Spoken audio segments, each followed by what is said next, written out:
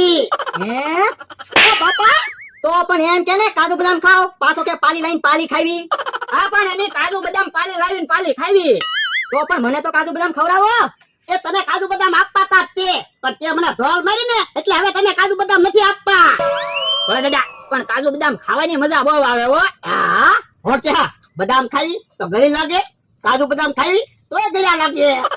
પણ એમાં મને શું કે તો પણ તમે ભાગતા નથી તો અમારે કાંક તો બોલવું ને. વાંધો નહીં અત્યારે કાજુ બદામ ખાવ ક્યારેક માર ખાશો. હવે એની થોડા માર ખાવી હવે તો આપણે કાજુ બદામ ખાઈએ. તો હું આમ તો આવે છે. ભલે ને આવે. ઓય બાપા એ ઢોલ કામ મારે. દોહા તારા મારી 5 વીઘા જમીન લઈ જવી કા? હવે મારે 500 વીઘા જમીન છે, તારી 5 વીઘા જમીન મારે શું કરવી? હવે દોહા ખોટું હું બોલે? મેં વાત સાંભળી તું મારી જમીન લઈ જવાનો છો.